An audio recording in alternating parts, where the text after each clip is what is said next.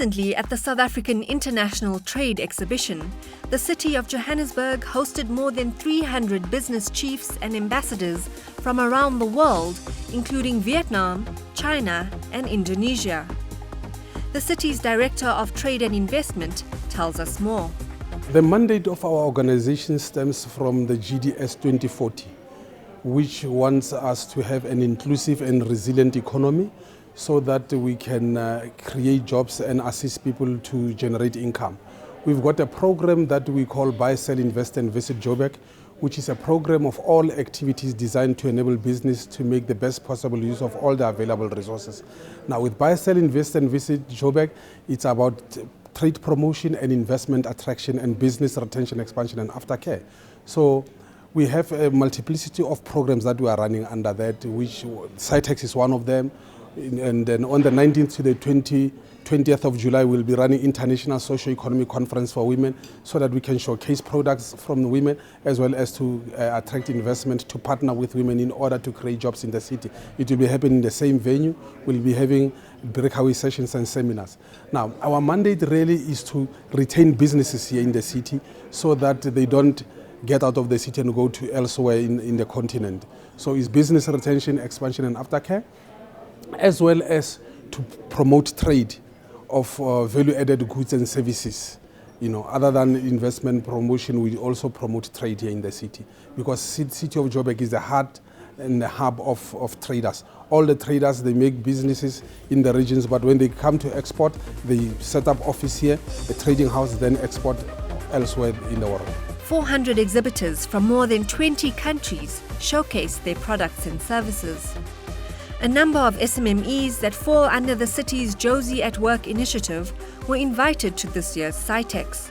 These entrepreneurs are given opportunities to grow their businesses through exposure, training, and other support mechanisms.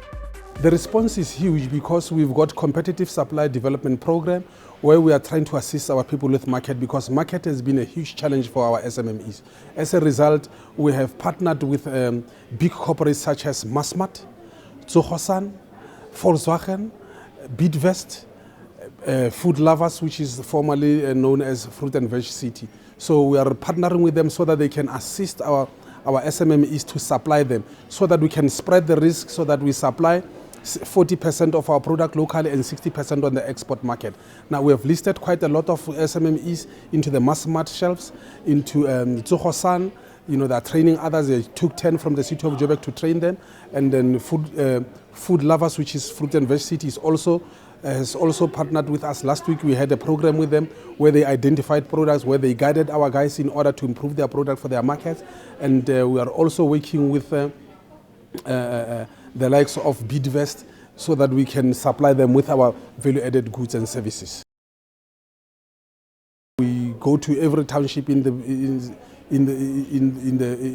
city and in the province so that we can take those home industries and turn them into big industries to supply the likes of Massmart and so forth. Because we go with them, they identify these companies. After identifying the companies, then they see whether they can provide them with machinery. And we as the city, we take them out and provide them with accommodation in the city, in those warehouses that have been derelict and neglected. And then we put them there so that they can produce and satisfy Massmart. We are going to work also with EdCon.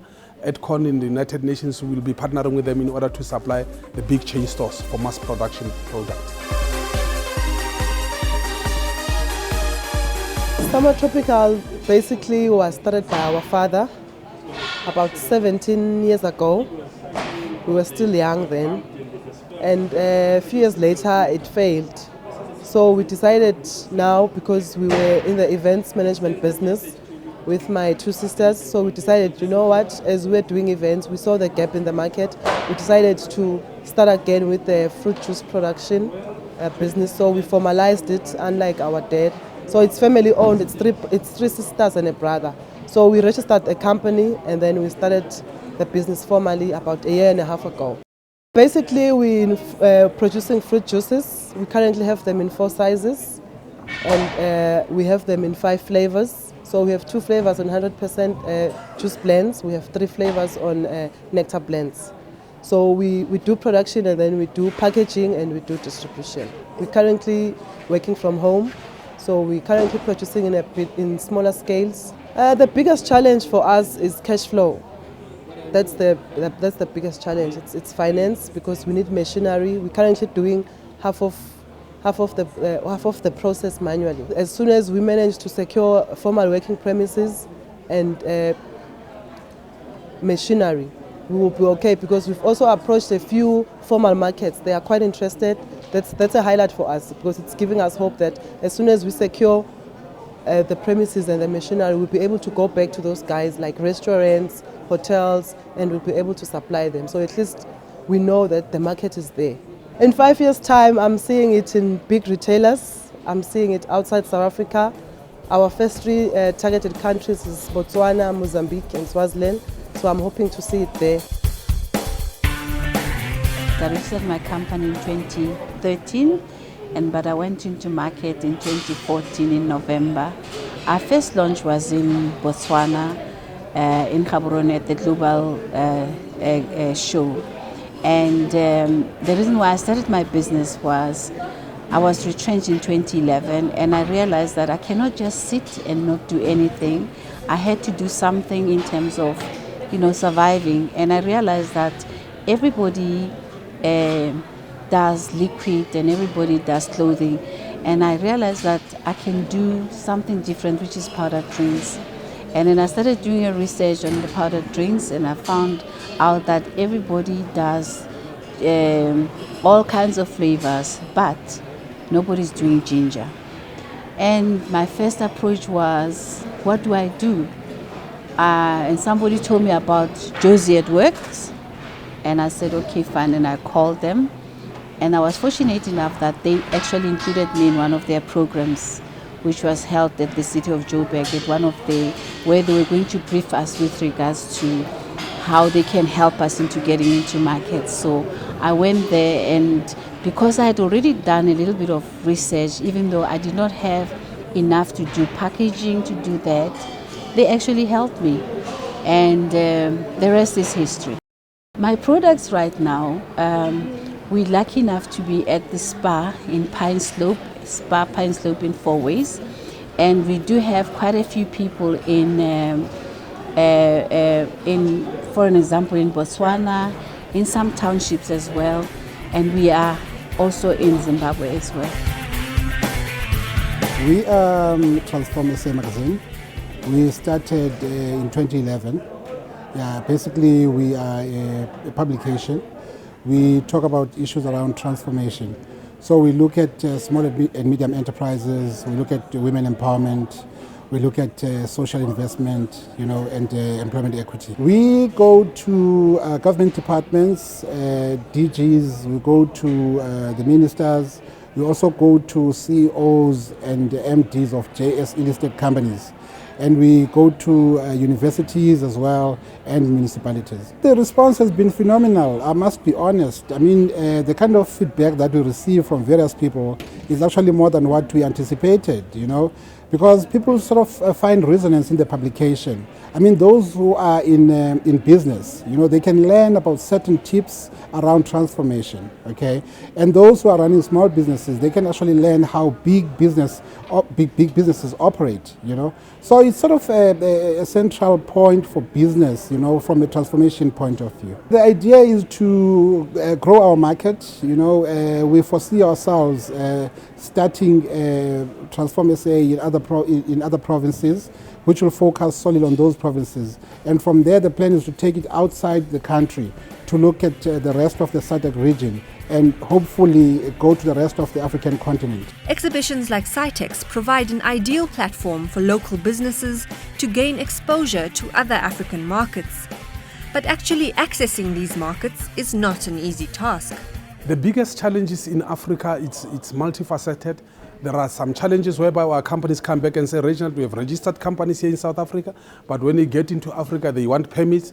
You run around, you get permits, they say, no, we want license.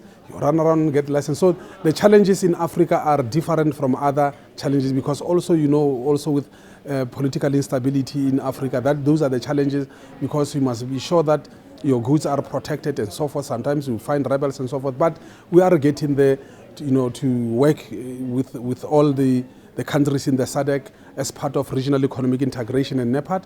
We are discussing with other embassies so that they can help us to smoothen the trade within the African continent, so that other investments that we think are not relevant for us in South Africa, we can channel them into Africa to create jobs in other parts of Africa, to avoid everybody coming to South Africa. We are trying to assist them to get investment into their countries as well.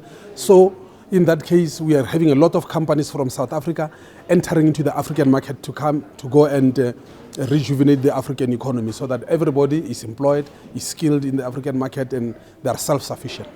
The opportunities that we have identified are around construction, supply of food, because some of the African countries don't add value to their food products. So the opportunities are great, so that we can supply them with value-added food products to go into their market. Also in construction, also we are trying to help them with waste management.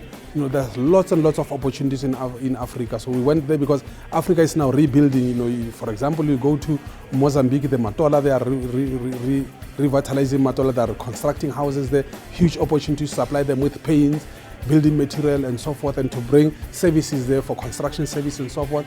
You go to Angola, also is the same. They are reconstructing Angola. So there are huge opportunities for our companies to go there and make business. You go to Mozambique, Oshakati, Ongwendiva, on Dangwa up north, and on the Katima Mulilo Strip. There's huge opportunities in there, so that our companies can go there and establish, as well as to do construction in those countries. Because if you look at those countries, almost 90 to 95% of the food comes from South Africa. So there's huge opportunity to go there and do business.